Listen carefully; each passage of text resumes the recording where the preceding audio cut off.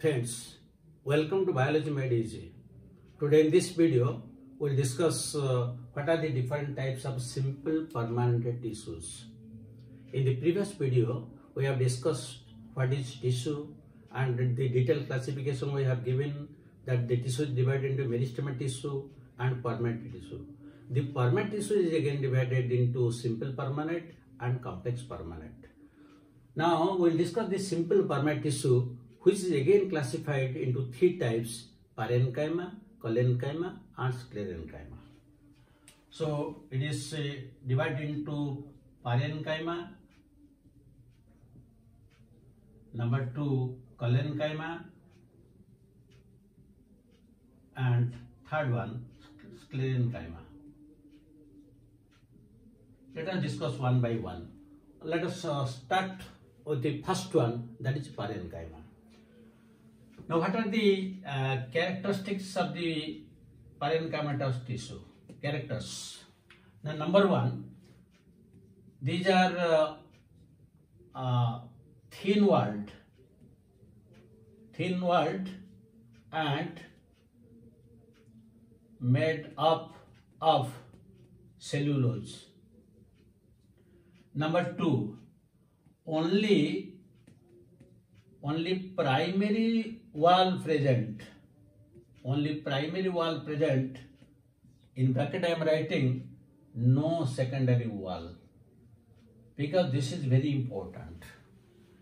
In case of, you will find in other cases collenchyma, sclerenchyma, both primary and secondary walls are present. But in case of the parenchyma, only the primary cell wall is there, secondary wall is completely absent, and it is thin and made of cellulose.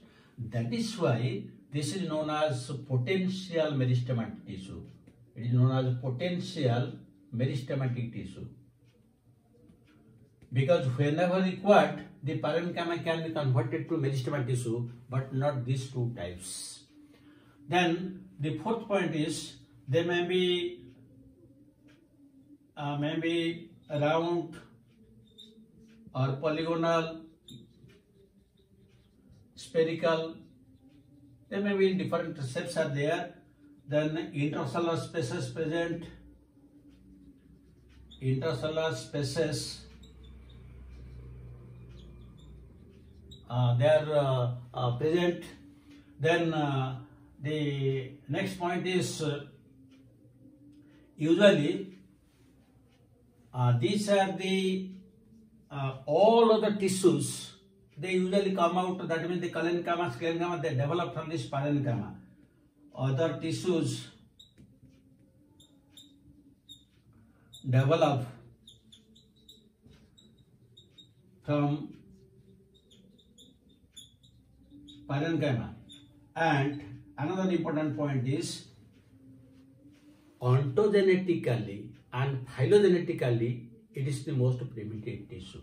Ontogenetically, that means from embryogenical point of view, ontogenetically and phylogenetically it is most primitive. Now, these are the characteristics, but where it is usually present, you can write also another point. It is the most abundant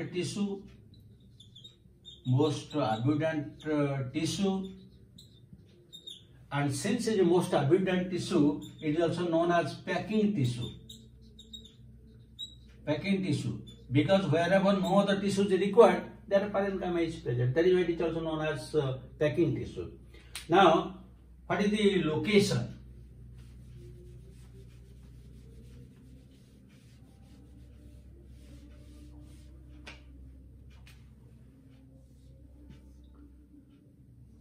Location of a parenchyma tissue. So it is usually present in pith, in the center, present in the cortex, present in the mesophyll of leaves. That means between the upper and lower epidermis it is present. It is also present in the petiole.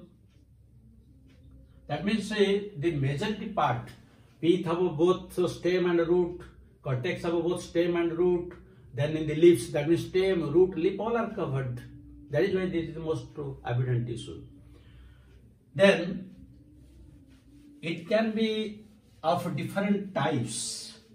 The parenchyma is of different types. It is known as chlorenchyma. Parenchyma is known as chlorenchyma when it contains chloroplasts.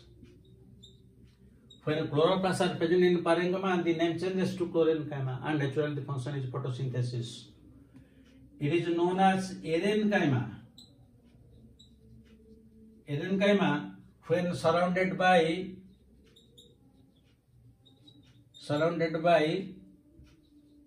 big air cavities. So you will find this aerenchyma is found in case of hydrophytes. So hydrophytes, the leaves are floating because it gives buoyancy. Because the cells, parenchyma cells are surrounded by large air cavities. So in that case, it is known as aerenchyma. It is also known as prosenchyma. Prosenchyma, when it is elongated, it is known as prosenchyma. It is also known as succulent parenchyma in case of xerophytes. In case of xerophytes, it stores water and mucilage. So that is known as succulent parenchyma. It is known as spongy or palisade parenchyma. Both are spongy and palisade parenchyma when they are present in the leaves. So these are the difference. We can call it as chlorenchyma, aerenchyma, prosenchyma, succulent parenchyma, spongy parenchyma, palisade parenchyma, depending upon where it is present and what is the function. So this is the location, these are the types. Now, what are the main functions of this parenchyma? From this also we can guess what are the important functions, but still then we have to write it separately. Functions of parenchyma. Now one very important function is photosynthesis. Because the chlorenchyma contains chloroplasts, and the spongy and palisade parenchyma, which mainly constitute the mesophyll of the leaves, they are usually photosynthetic. So that is one function. The second function is storage. There are cortical cells and in the cortex and pith, there is parenchyma, and their main function is storage. The third function is secretion. Any type of secretion, that is the substance is present only in the parenchyma and it is secreted. In addition to all these things, you will find it may give buoyancy, it may give, in case of prosenchyma, it gives strength. That means it can give rise to buoyancy if it is aerenchyma, or it gives strength to the plant body if it is prosenchyma. And this succulent parenchyma, it stores water. So these are some of the important functions of the parenchyma.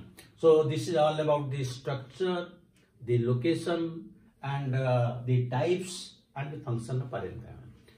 And this parenchyma is always living tissue. That is again very important.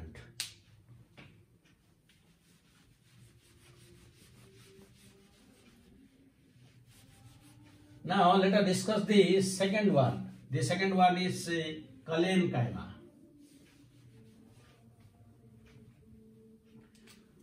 Now let us discuss collenchyma. So collenchyma, it is also a living tissue. Living tissue with mechanical function. Living tissue with mechanical function. That is why it is sometimes asked a question, which is a living mechanical tissue.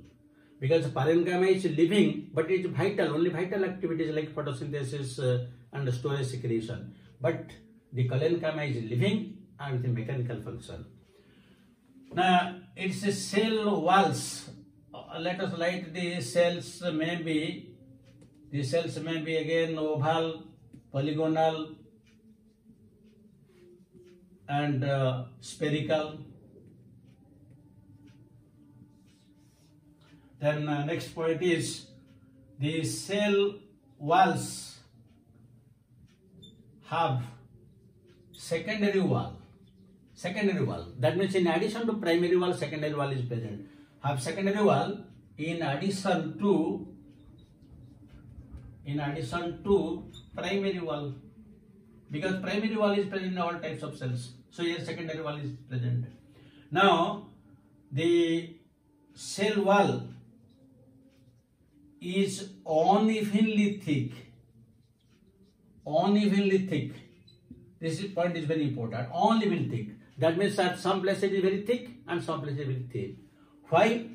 The cell wall is thick due to presence of a pectocellulose. The pectocellulose means pectin and cellulose. Pectocellulose is deposited in walls. And the next point is commonly intracellular spaces absent. Now I will draw the diagram. Then you will find these interspaces are absent, because in these portions you will find there is deposition of pectocellulose. That is, intercellular spaces are absent. This is the common type of structure of the collenchyma. And another function is it is elastic in nature. This cell wall is elastic in nature. So these are the characteristics of this collenchyma. And what is the location? Usually it is present in hypodermis of dicot stems. Hypodermis of dicot stems it is present.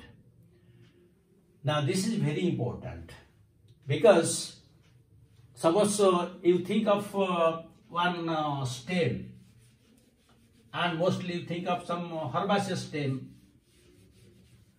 And already I have told you, suppose this is the stem and this hypodermis is present all around. Below the epidermis, hypodermis is found, and this is elastic in nature due to pectocellulose. Now, how it provides the mechanical function? Because it is living tissue. Now, since this pectocellulose which is present is elastic in nature, when wind will blow, this will simply bend. Suppose wind is blowing from east, then it will bend to west. From west, wind is coming, it will bend to east. That means it can bend to any direction, but it will not break down. Because all around the hypodermis, below the epidermis, since it is present and is elastic in nature, it will be compressed, and again it will straight back. And to the other side also the same thing will happen. That means when wind blows, the herbaceous plants never break. They simply swing in the air, but they will never break. Because the hypodermis protects them, it provides mechanical tissue. It provides mechanical strength. That is why the collenchyma is a living mechanical tissue. So that is why it is present in the hypodermis of dicot stems, and it is never present in monocot stems, roots and leaves. That is again very important. The second point is never present in monocots, roots and leaves. That means it is present only in the dicot stems. Dicot stems means main stem, or even in the petiole of leaves they are present, but not present in monocot stem root. They are not present. Dicot root not present, and also in leaves both monocot and dicot leaves, they are not present. Only in the hypodermis of these types. So, what is this is the location, and that means they are present in the hypodermis. And what is the function? Now, one function already we have discussed, that is mechanical strength.